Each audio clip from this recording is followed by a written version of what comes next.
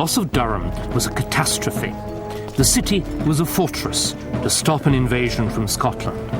Now it had fallen to the rebels and could be turned against the Queen. Elizabeth was paying a heavy price for her mishandling of the northern earls. By bullying them like her father at his worst, she had pushed them over the edge. Their goal was obvious: to rescue Mary from captivity.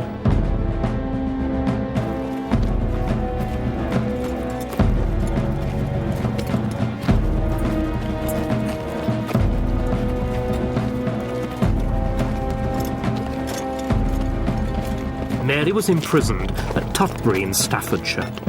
If they managed to reach her, they would hold not only half of England, they would have an alternative queen. Elizabeth acted decisively. She had her cousin move further south to Coventry, well inside the Protestant heartland and beyond the rebels' reach. She also ordered the rapid deployment of an armed force to the north to intercept the marauders.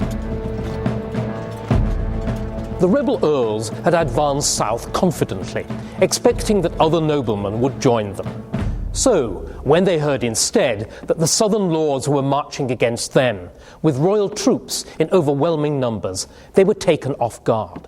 They decided to retreat, to fight on their own territory. But the retreat knocked the stuffing out of the rebellion. Their troops melted away, and the earls fled towards Scotland. Elizabeth was exultant. By behaving like her father, she'd helped to provoke the rebellion. Now she actually outdid him in the savagery with which she punished the rebels. Spare no offenders. We are in nothing moved to spare them. The bodies to remain till they fall to pieces where they hang.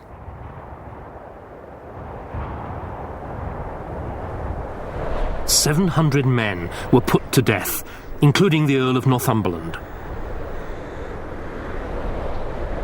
No village was without at least one execution. Lands were seized and distributed amongst Elizabeth's Protestant supporters. The north of England would never be the same again.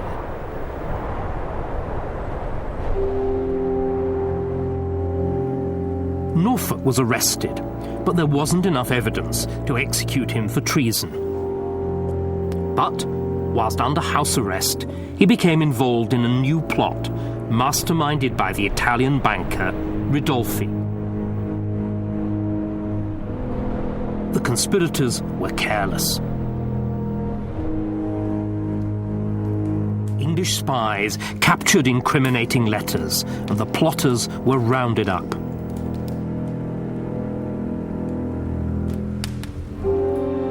It was more than enough to seal Norfolk's fate.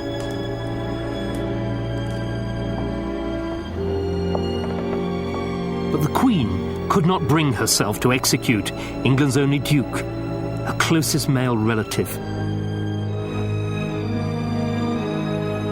3 times she signed the execution warrant. 3 times she called it back and destroyed it. For 5 months she procrastinated. She was staving off the inevitable. Thomas, Duke of Norfolk, late of Kenninghall in the county of Norfolk, was this day arraigned he should be led from the place of arraignment to the Tower of London, and from thence should be drawn and his body to be divided into 4 parts, and his head and 4 quarters to be set up and disposed, and his head to be cut off, which man his body to be divided into every person that committeth treason.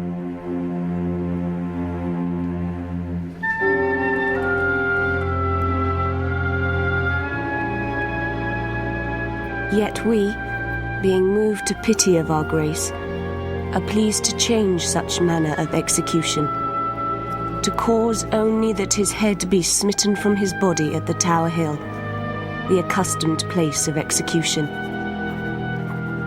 Given under our signet at our Palace of Westminster, the 13th year of our reign, Elizabeth R.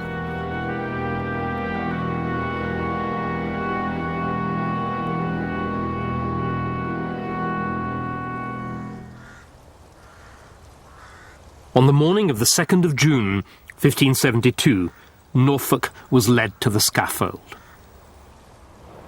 Fastidious to the last, he rearranged the straw, knelt down, stretched out his neck, and then as the crowd murmured, "Lord Jesu, have mercy on thy soul," the executioner cut off his head with a single stroke.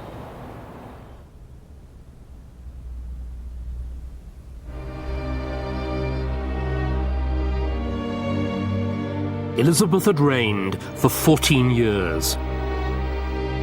She had beaten off rebellion. She had resisted the pressure to marry. And she had survived alone.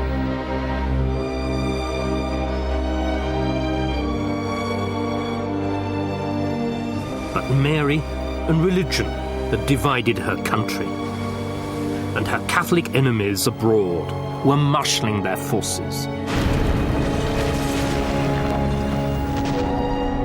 Elizabeth and her Protestant people would be plunged into war.